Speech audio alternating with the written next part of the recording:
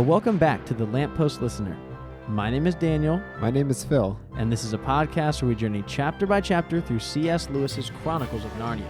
This is chapter 13 of the Voyage of the Dawn Treader, The Three Sleepers. This is a bit of a respite. This is a very restful chapter. So much atmosphere, not as much happening plot-wise, and we needed this. We did. We needed a break. It's a nice exhale here before we finish this book, and I really enjoyed this chapter. I did too. Well, before we move into our discussion on chapter 13, I had something I wanted to bring up from the last chapter, chapter 12. Something to add, perhaps. Something to add, that's right. I forgot we have this, but on our website, we don't really have an actual website, but it just is our feed. If you search, Narnia podcast on Google, I just happened to go there very randomly, and I didn't realize you could comment on the pages. Oh, really? I didn't know this. So I found out we've had some listeners comment over there, and I didn't know they existed. So I went over to the website and saw that for chapter 11, Richard Ingram had commented on this, and it was a very insightful post about some of the food that showed up at the end of Lucy's adventure with the Dufflepuds. Let's hear it. Well, actually, do you want to read this? Because I'm about to do the chapter summary. It's already a lot of me talking. Sure. All right. Take it away, Phil. Hello. Just listening to this episode and laughed when you were confused over lemon squash. In British English, squash is a type of fruit cordial to be diluted with water, generally with a little sugar. An orange, lemon, or blackcurrant squash are staples for young children even today, because they are less sweet and cheaper than pure juice. I still drink large quantities of it today, as I prefer it to pure water, and it's better for you than any other soft drink. I have never had cold lamb though, but searching online have found a couple of recipes I think I will try. I guess it was a common lunch meat for special occasions in that time period. That's good to know. I love these little insights from our listeners. I love that we have an audience that has such a wide life experience and cultural experiences that we can learn these things, because we were very confused 2 chapters ago. Yes, and I had even just found out what a hot squash was from a YouTube channel about a day in the life of an astrophysicist. I was going to say, how'd you come across a hot squash? So you were looking at the day in the life. She said she doesn't drink tea, even though she's in the UK. And she says instead she has a hot squash, which is exactly what he described. I just didn't put it together. I thought lemon squash was a food. I definitely thought it was a type of squash that we didn't know about. Yeah, just don't have that variety. Yeah. Well, let's get ready to talk about chapter 13 here. In the very last episode, we had the Dawn Treader escaping from the Dark Island, and then here is where chapter 13 picks up. The crew of the Dawn Treader arrive at another island. After they embark, they quickly notice a table set with food and 3 sleeping men. Although each man is alive, they are covered in hair and appear to be under a spell of perpetual sleep. The crew discovers that these 3 men are the last of the lords. As evening approaches, the crew returns to the Dawn Treader, and Caspian, Lucy, Edmund, Eustace, and Reepicheep decide to stay and watch over the island. In the middle of the night, they are met by a beautiful woman who explains that the men fell under a magical spell after one of them touched the stone knife that was used to kill Aslan. The woman explains that her father will teach the Narnians how to help these sleepers. Nice. Was that 149? Like 146 or so. 146. Yeah? Get a little more succinct. Yes. Phil, what is your initial response and reaction to chapter 13? So there's not a ton of action here, but I do feel like we are simultaneously resting from the chapter we just came from and preparing for a whole new adventure. But we're also a little bit out of the problem solved in a chapter tempo that we had. So it's a break in a couple of different ways. Those are great thoughts. I really enjoyed the atmosphere here myself. I loved this sense of finality, this sense of discovery, and this sense of wonder for what is to come. And as I was reading it, I think, and this happened the last time I read it, by the way, when I get to this part of the book, there is just this sense of what happens next, and everything just begins to feel a little otherworldly. We've gotten very far east at this point, and it's starting to feel as the stars in the sky change and things are unknown. It does get this otherworldly feeling, and I love that. Yeah. My favorite part of the chapter was just that feeling I got when I read it. I feel like we're still connected to the other two books that we've read so far, but this is definitely becoming more and more different as we go on. That's such a great way to put it. This is not just moving in a new direction within Narnia, but step outside of that and even a new direction for us as readers of Narnia. Well, I'm going to go ahead and read that first wonderful paragraph in the chapter. The wind never failed, but it grew gentler every day till at length the waves were little more than ripples, and the ship glided on hour after hour, almost as if they were sailing on a lake. And every night they saw that there rose in the east new constellations, which no one had ever seen in Narnia, and perhaps, as we thought with a mixture of joy and fear, no living eye had seen at all. Those new stars were big and bright, and the nights were warm. Most of them slept on deck and talked far into the night or hung over the ship's side, watching the luminous dance of the foam thrown up by their bows. And that does just sound so different. Yeah. I found myself getting lost in it just hearing it that time, too. There's a sense of serenity here, of this peace that really is coming. They're sleeping outside on top of the deck. And there doesn't seem to be any hurry. Everyone's just hanging out and watching. And it's almost now as kind of the scariest part of the journey is over, the dark island. And I know you don't really know what happens next, but it does almost get this feeling of the hard stuff is over and now it's just exploration. I know this whole thing has been exploration, but each time it was It's been difficult exploration. Exactly. And there's been a problem they have to solve. But even when they show up here, the problem with these three sleepers is nothing that's a threat to them. They have to solve a problem where they're really not in danger at all in this chapter. Yeah. And this might be the first chapter, besides the first one, or the second chapter as well, where our characters are not in any sort of danger, or even feel like they are in danger. Lucy wasn't actually in danger when she was reading the Magician's book, but she definitely thought that she was in danger. Right. And they also, just the chapter ago, they thought they were in danger when they were hearing all that stuff. But no one actually got hurt. Exactly. Well, after sailing in this sea for quite some time, they eventually find or spot another island. There's much food on this island. Food in one place, right? So they get to the island. There's a feast, if you will. They get off the ship. Lord Roop stays. He's not getting off the ship again. He's had enough of that. I don't blame him.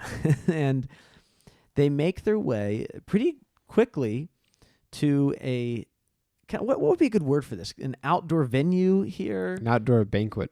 Banquet, right? Yeah. There's columns. There's no roof. I don't think there's any walls either. It's just more like a garden scene in a way, right? Yeah. I love that. And this is one of the places that I very clearly picture the Dawn Treader movie. I think the only other time is those duffel puds that I couldn't get out of my head. Yeah. With this one, I jumped right back to the movie. I actually really, really like the set that they use in the film. And I pictured it as soon as I got here, rereading it again. I'm interested when we do watch the movie to see how they make the pies shaped like ships under full sail or like dragons and elephants. That sounds pretty cool. That would be really cool. Yeah. No comment. This food also seems a lot more familiar. Did you notice that? Yeah, we understood what every item was at the table. Do you know what ice pudding is? Okay, we understood most of the things Almost at the table. Bright lobsters make sense. Gleaming salmon, nuts, grapes, pineapples, peaches, pomegranates, melons, and tomatoes. Well, before we talk too much about this feast, do you want to talk about the journey up to it? Sure. My buddy Eustace here gets a little shout out as they're looking at the different, some of the different greenery that's around, and we find out Eustace, who's rather good at botany, he can tell that there's some kind of bushy growth that's not exactly heather, but something of a very same kind. Right. I wanted to pause here and talk about Eustace. Now, the book's not over yet. We have 3 more chapters after this, right? We have 14, 15, and 16. I have to say something that I did not ever realize in this book, because I didn't read it just one chapter at a time, is I'm actually a little disappointed with Eustace's story. Really? I am. It was way back in chapter 7 that Eustace's adventure as a dragon ended. We are now in chapter 13, and he has played a very, very small role since then. I don't think I'd ever noticed this because, we've been reading this book for months at this point. I don't think I've ever taken months to read this book. And he's such a large character in chapters 1 through 7. And then that's less than halfway through the book, and it just feels like since then he's this supporting character who really only maybe has a line or two in each chapter. Yeah. And this is not Lewis's fault. This isn't the book's fault. These are my own expectations that just aren't being remembered correctly, right? I remembered him being a larger part of this, and he just isn't. He's extremely memorable. Yeah. And so these last few chapters where he really has not played a large role have just been a little disappointing for me as a huge Eustace fan. Again, that's nobody's fault. I went in remembering that he was a huge part of the book, and he isn't. Yeah. I think that he's such a good character, you're left wanting more, which is a good place to be. Exactly. Yeah. And again, whenever he shows up, I still really enjoy him. Just wrapping up this sidebar here about Eustace, who would you say is the protagonist of this book? It really doesn't seem to have one protagonist, does it? It doesn't, does it? Yeah. It seems like a group is the protagonist, and that group is the group that we're kind of left with. These 5 here, yes. Yeah. In each one of them has had their time to shine, right? Yeah. So let's walk through this a little bit. Caspian was kind of the first. He's been a very large character throughout the entire thing. He is the king. But he really had his time to shine in the Lone Islands, where he confronts Governor Gumpus, and the Lord Byrne is there with them. Seems like a lifetime ago. Yeah, it does seem like such a long time ago. And that was a really big moment for him. Then after him, we had Eustace and the whole adventure of the dragon, and he really was the main character of that adventure. And then after that, we got the 2 narrow escapes, and Edmund did play a large role in that on Deathwater Island. But Edmund really hasn't had one singular story that's about him. Right. He's been present throughout everything. And each adventure, he's had a role to play, and we've just seen a considerable amount of maturity from him. But he hasn't had his own adventure per se. And then after that adventure on Deathwater Island, we have Lucy's adventure with the Magician's Book and the Duffelpuds. They all get a turn. Everybody gets a turn, and I like that it's a little bit different, right? We have Caspian was about 2 chapters on the Lone Islands. Lucy and Edmund both get about 3 chapters. Lucy and Eustace both get about 3 chapters for their adventure. Edmund, throughout the entire narrative, is playing this part of becoming the mature king that we always wanted him to be. And we've known since the beginning of this book that Reepicheep's goal is to get to the end of the world. So it makes sense that here, at the end of the book, maybe what we're about to enter into is his last adventure. Right. But with a cast of changed characters exactly surrounding him. Oh, that's such a good way to put it. At this point, this group of 5 is not the same group that we found way back in chapter 1, chapter right. 2, when they get on board the Dawn Treader. And so it's Reepicheep who has the mature group of adventurers behind him, as opposed to Caspian, who had a bunch of people who didn't really know what they were doing. Right. This is fun. I like that. That's a good way to think about it. Yeah. Well, I'm hungry. You want to go back to this feast? Let's go. As they're approaching this table, I really enjoy the way that Lewis writes this. We hear from each of these characters what they see ahead without Lewis ever describing it. Now, here's what he writes. When they had gone less than a bowshot from the shore, Drinian said, "Look, what's that?" And everyone stopped. "Are they great trees?" said Caspian. "Towers, I think," said Eustace. "It might be giants," said Edmund in a lower voice. "The way to find out is to go right in among them," said Reepicheep, drawing his sword and pattering off ahead of everyone else. "I think it's a ruin," said Lucy, when they had got a good deal nearer, and her guess was the best so far. And then Lewis goes on to describe it. I love that we get this from the perspective of our characters, the crew of the Dawn Treader first. It's described in a way that it's directly from dialogue instead of they said it in an amazed voice. You get to really hear it in their voices, which have been so well established. Mm-hmm. Even though when I read them, they all have these really weird accents that aren't British, but also aren't my regular voice. So they get to this table, and then they see quite a meal, quite a feast prepared before them. So the first thing they notice is what the food is on: chairs of stone, richly carved, and with silken cushions upon the seats. But then the food itself is just, it sounds so good. Turkeys and geese and peacocks. There were boars' heads and sides of venison. There were pies shaped like ships under full sail or like dragons and elephants. There were ice puddings and bright lobsters and gleaming salmon. There were nuts and grapes, pineapples and peaches, pomegranates and melons and tomatoes. There were flagons of gold and silver and curiously wrought glass. And the smell of the fruit and the wine blew towards them like a promise of all happiness. "I say," said Lucy. And as the excitement builds for the feast that's in front of them, the fear, or at least the stress, sets in, which is, what's going on here? This part is something I've been so excited to talk about, because we're here in chapter 13, and our cast of characters and our crew is very different than they were 12 chapters ago. Let's talk about this. So, first of all, what would they have done if this was chapter 1? Well, way back in chapter 3, we remember that they decide to take off their shoes and walk across one of the lone islands, Right. which is where they all get captured by Pug. Yep. Here, before sitting down, although I am sure they are all quite hungry, they wait a second. They go, wait, where are the guests? And it's Eustace. It's Eustace. Even though he's never read all those right books, he's the one who thinks to ask, wait a second, where are the guests? I feel like they've been fooled once, maybe even twice, maybe even 3 or 4 times, and they are very hesitant to take any action this time. Mm-hmm. So I feel a real wisdom starting to develop. And it's not that they avoid the food completely, as we'll see in this chapter, but for right now, they're a little slower to just start consuming whatever's in front of them. Exactly. And so instead of eating, they look down the table and they see what has to be a very, very weird picture. Yes. There's a lot of... Is it gray hair? In Baines' illustration, the hair is gray. I have a colored illustration and their hair is gray. Yeah. Not the thing you want to see on your table. Big meal, No. lots of hair on the table, the dinner table, not the thing you want there. I'm getting a real Rip Van Winkle vibe from this. Yeah. And on top of all this hair, by the way, they also have a mouse. So here's your nice feast, and you got a mouse and hair all over the table. The last 2 things you want to see there. Yes. No offense, Reaper Jeep, sorry. Don't mess with his honor.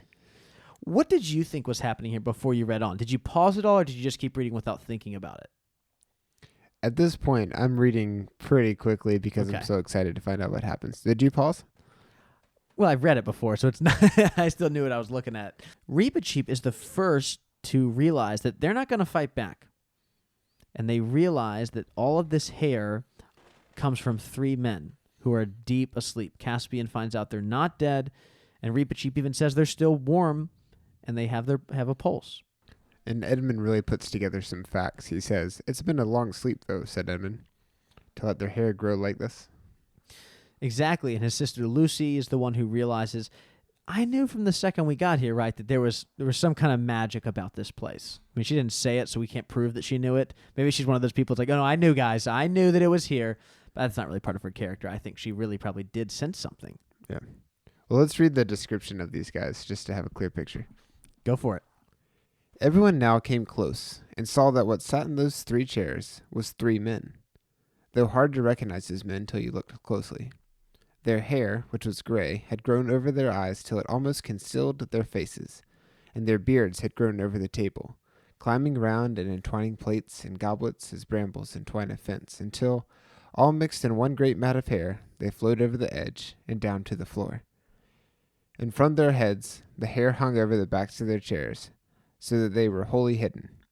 In fact, the 3 men were nearly all hair. Is this gross or cool? It's gross. That's kind of gross, Yeah. right? And they haven't showered in a very long time. Right. And all the food's right there. You're very hungry. Would you still eat it? If there's gray hair all over it, Yeah. probably. I think I would too. I Just move it out of the way. It's not like Yeah. it's falling off their heads. I have never really had a problem with that. You don't mind hair in your food. No, not super long gray hair, no. Any other colors, you're out. But No. long gray hair feels like I'm in. So, No, listeners, no, I'm whenever just someone gets a hair in their food and stops eating, I just eat their food for them. kidding. Okay, good to It's know. so funny to me. Caspian goes to these three men and he begins to shake them in order to wake them up. Each one of them comes to just for a moment and says something as far as, oh, maybe we'll go back to Narnia. One asks for mustard. One thinks they have a chance behind the sun, in the lands behind the sun. And that is when our Narnians discover that these three men are the Lord Revilian, the Lord Argaz, and the Lord Mavramorn. It's a full set, correct? It's a full set. We've now found out what happened to all of them. 7 lords. That's right. That's right. So let's go through them for a second and talk through, because some of them fared better than others. I think the Lord Byrne, things worked out the best for him, right? He's living on the Lone Islands. He's got his whole, like, not like a mansion, but he's got a house there, and now he's in charge of them. He had an okay life, and now he has an even better life because he's Exactly. actually in charge. Very nice for him. Yep. So Lord And Byrne, he was found first. exactly. Lord Byrne is on the Lone Islands. We then had Lord Octasian. Rest Do you in remember peace. Yeah, do you remember what happened to him then? Eaten by a dragon. He was, yes, his fate. It's never exactly revealed, because maybe he even became Yeah, maybe he is the dragon now that I think about that it. dragon. Exactly. It's never truly revealed. He either probably was eaten by the dragon, or he himself was turned into that dragon. Right. Which one do you think? Probably turned into the dragon I like that idea the best, Yeah. too. based on what we've seen. We then had the Lord Restamar. Yeah, who was in the James Bond movie. Yes, that's true. He is a golden statue at the bottom of Deathwater Island. And then your guy, Lord Roop, from last chapter, who is, yes, he's currently on board the Dawn Treader. And then the last three, Mavramorn, Revilian, and Argaz. Found him. It definitely worked out the best for Byrne and probably worst for Restamar, maybe. Gold statue is worse than dragon, I think. Oh, yeah, because he didn't get to be a dragon. He just drowned as a gold statue. Octasian at least got to be a dragon. Right. We think. And it's unknown what has happened to Mavramorn, Revilian, and Argaz. What do you think's happening to them right now? Or what's going to happen? It seems like there's some magical trance, and hopefully they will get out of it. It'd be a very weird story if they just never got out of It it. just ends and they're back over there by themselves. Yeah. We'll have to find out. And I wouldn't put it past the author, but Mhm. that'd be a funny way to do it. Sure. So the night is quickly approaching, and most of the crew decides it's time to go back. All but one brave mouse. Reepicheep decides he's going to stay there, and with him, Edmund, Eustace, Lucy, and Caspian decide they will stay with him as well. There's a lot of discussion here about where they should sit. And I love the way Lewis does this. I feel like this is how I act in my head a lot of the times, whether it's about so many different things, whether I'm buying a pair of jeans or parking my car on the block somewhere, just trying to figure out all these things like, well, I can't be here because if I'm here, it means I won't be able to be over here. And if we're this close, right, to, we don't want to be too close to the sleepers because they're creepy. But also if we're super far away, as it gets darker, we won't see them. And that's even creepier. So they eventually decide on some kind of thing in the middle, which is we're going to be closer to them than from the edge of the table, but we're not going to be that close to them. Right. Right? It's so funny. So they're looking out over at this hill, and there's a door in the hill, and they know this because that door opens and some light comes out. And then a very beautiful woman walks out. And here's how she's described. Now they could see that it was a tall girl, dressed in a single long garment of clear blue, which left her arms bare. She was bareheaded, and her yellow hair hung down her back. And when they looked at her, they thought they had never before known what beauty meant. Lewis then goes on to tell us about this candle that she's carrying, and this is just another example of the otherworldliness that this place has. She has this silver candlestick with a tall candle in it, and there had been wind earlier, but this candle is burning straight, as if it were in a room with the windows shut and the curtains drawn. And I just love that even some of the laws of physics aren't working here. Obviously, Narnia, other than our world anyway. But there's this just kind of sense of this is a new place. We've never been to a place like this before. I really like that little detail that Lewis gave us. Yeah. How did this conversation with her go? It's a bit confusing, isn't it? It's quite confusing. And it flips a few things on their head, the way we'll see at the very last little bit. Yeah. But at first, we're just getting some information about why these men are asleep. What do we find out? Well, we find out that they actually didn't eat any of this food. She calls the table Aslan's table and then tells us that these three men were arguing, and one of them actually picked up a stone knife. And not just a stone knife, the stone knife. Yeah, as you said in your chapter summary. The stone knife that the White Witch used to kill Aslan himself is there. Throwback. It's all connected. It's all connected. And so as one of them picked this up of arguing over what to do next, as they've made it this far east, they all fall into a deep sleep.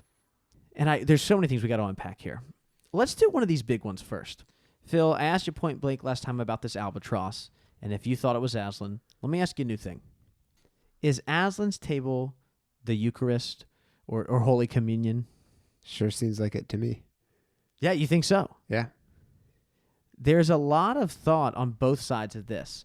As I was doing some of my reading, both Hinton and Dr. Shakel, they both seem to be on the side of this being the Eucharist. There were some other scholars who were not as convinced that this is communion, and both were quite convincing. I'll put some links in the episode's description for some books that people can check out. Here's one of the things, though. Are they going to be library books? No, yeah. Here's one of the things that Marvin Hinton says.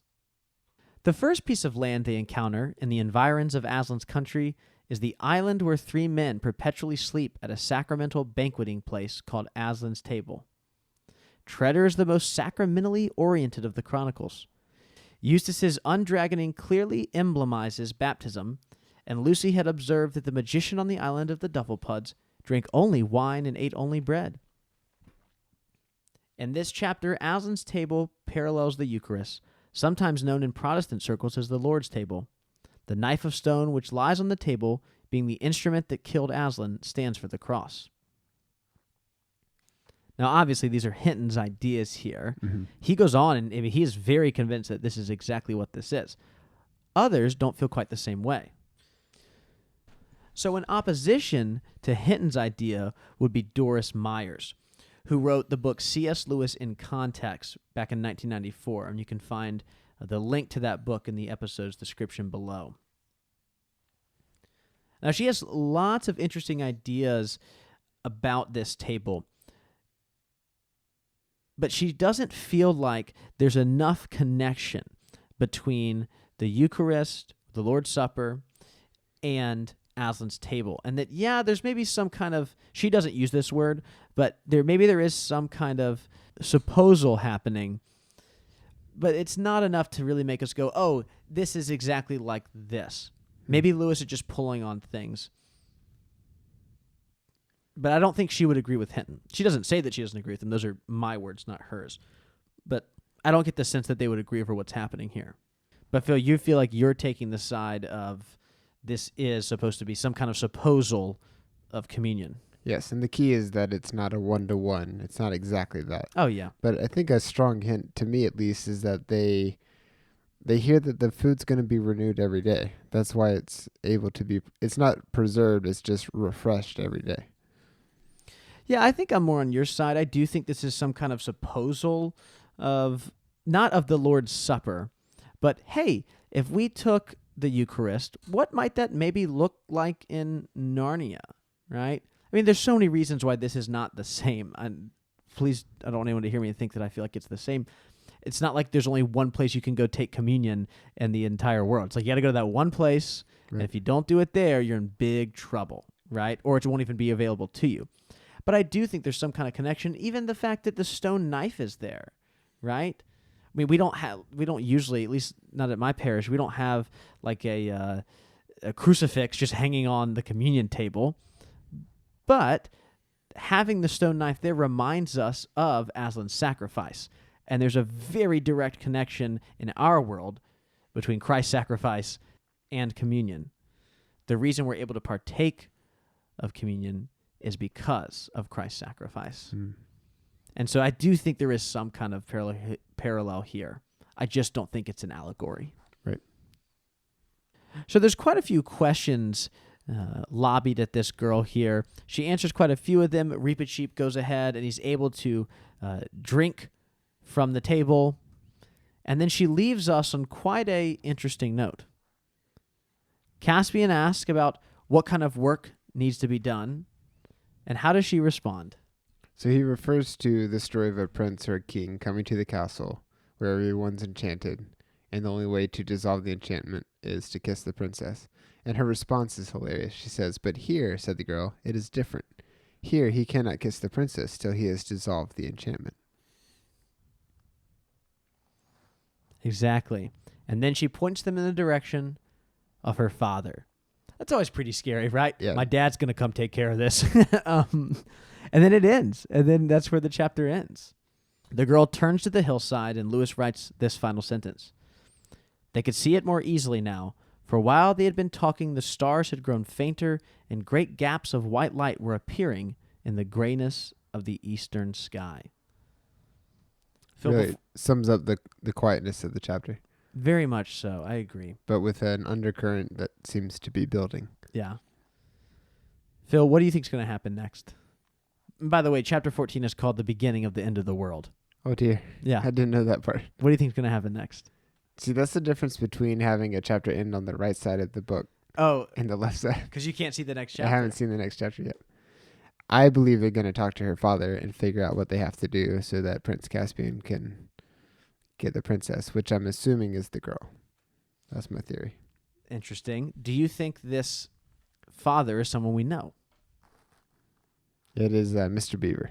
Mr. Beaver, he's back. We've missed him for so long. I don't think it's going to be a lord because we already found all of them. So maybe it's a brand new character. That's my Brand new guess. character. Yeah. What do you think's going on with this girl, too? Very odd. Very different here. Yeah. She's probably not been around a lot of people. They have been asleep for 7 years. Okay, that's fair. Yeah. Yeah, I was just wondering. I know this isn't very fun for you. You feel like you're having to take a test in front of a bunch of listeners. Well, Phil, that's all I have for this chapter. Any final thoughts before we go into some listener feedback? I don't. Do you have any addendums for this chapter? Might as no- well say them now. Not yet. I'm sure I'll come up with something later on. Well, we'll be back next time with chapter 14. And Phil, in that chapter, the crew of the Dawn Treader meet Ramadou and his daughter. Ooh, spoiler alert. Yeah, sorry I gave you a name there, bud. The illustration makes it look like it's Dumbledore and the Phoenix. Fox. Maybe This is the big crossover chapter. Pretty sure it was a Phoenix. That's what I said, Fox. Oh, haha. All right, Phil. Well, I did the chapter summary, so why don't you go ahead and read our email today from Holly. Hello, Daniel and Phil. Oh, your name got to be first this time. I'm kinda so fun. excited. I'm enjoying season 3 of the podcast. I've been following your podcast since the very beginning, and I can't believe we'll be done with the third book soon. I'm enjoying season 3 of the podcast. I've been following your podcast since the very beginning, and I can't believe we'll be done with the third book soon. Frowny face. But I'm very much looking forward to revisiting the silver chair with you guys. As I've been listening to the last 2 episodes, I've been cringing a bit at Daniel's deep dislike for the Dufflepuds. I definitely identify with the level of annoyance these characters invoke. Similar to the negative feelings Eustace, stirs in me. I definitely think we're supposed to feel annoyed by these characters. But I also know that Lewis is very intentional about crafting his characters and stories. My view of the Dufflepuds is that they are a satirical take on humans. The Dufflepuds weren't satisfied with their lives, so they took matters into their own hands, think Adam and Eve in the garden. They cause themselves to become invisible and unable to remedy their hiddenness. Lucy comes along and sacrificially remedies this problem, after a dinner no less, think the Last Supper. The Dufflepuds are all about following the status quo, whatever the leader says, even if it's stupid, compared this to humans and culture. When the magician and Lucy look out the window at the Dufflepuds, I think of God finding genuine amusement, and also heartache, at our foibles. When Aslan asks the magician if he is weary of his charges, I see this as a genuine, sympathizing question. As you both know, Lewis had a keen sense of humor, so creating satirical characters is definitely within his wheelhouse. Thinking of the Duffelpuds in this way seems to make sense to me in light of everything I know about Lewis and his writings. Some thoughts on Lucy in Chapter 10. When it comes to the story, Lucy can't go back in the magician's book. I've always taken this as a sign of love and care on the magician's part. If Lucy could have gone back, she quite possibly would have never stopped going back and rereading. Isn't this just like us? We chase pleasures, trying and failing to sustain the soothing feelings they bring us. But in order to know true joy, we have to face reality and grow close to Christ in the midst of it. I tend to think that Lewis did favor Lucy, since she was named after a real child that Lewis knew. Since she is arguably the most prominent character in The Lion, the Witch, and the Wardrobe, the first Narnia book Lewis wrote, it makes sense that he would favor her. When you guys were discussing how brave Lucy was in the magician's house, I thought of her royal title, Queen Lucy the Valiant. It's a paradoxical title for such a small girl, but I feel like she definitely lives up to the name Aslan bestows on her. Keep up the amazing fun work, guys. Thank you so much for the podcast. P.S. Maybe the reason Daniel dislikes the Duffelpuds so much is because he is actually more like them than he wants to admit. Winky face, winky face, winky face. Holly. Oh, that was wonderful, Holly. Thank you very much for that. I really appreciated that. It was fun both to read that and to watch Daniel's expression as I read it. No, that was so great. I really appreciate Holly and this email. What a great way to think of the Duffelpuds for me. I saw this email when we first got it, and I read it, and even right then I kind of was like, maybe I don't hate these little guys as much as I thought I did. And as I continued reading this email and thinking about this parallel between Adam and Eve, and even I had not thought of this idea of this kind of Last Supper of Lucy and almost this kind of salvation for the Duffelpuds. I'm using very strong language here. Obviously, it's not an actual salvation. I really liked Holly's ideas.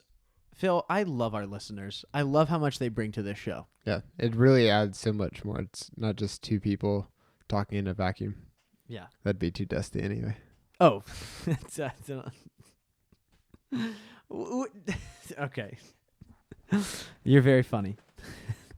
Do you make up vacuum jokes, or is this just, these just lying around in a closet? See, I'm not good at it. All right. That's a very nice joke. Phil, when your dad jokes go this far, I think it's about time to wrap up the show. That's how you know it's getting late. That's how we know it's getting late. It's 8 p.m. It's time for you to go to bed. It's not 8 p.m. I just want to get up in time to have my oatmeal. There you go.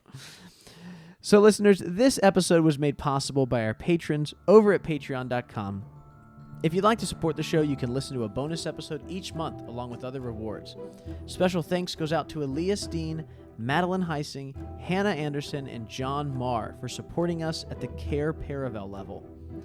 You can follow us into Narnia on our Twitter or Facebook pages, and please feel free to leave feedback to us at the narniapodcast@gmail.com. That's the narniapodcast@gmail.com. Or you can leave us a voicemail at 406-646-6733. We'd always appreciate a review over on Apple Podcasts because this helps other listeners find the show and join together on our read-through. Also, make sure you have subscribed to the show in your favorite podcast app so you can wake up with a new episode every other Wednesday. Thank you again for coming along on this journey, and we will be back next time with Chapter 14.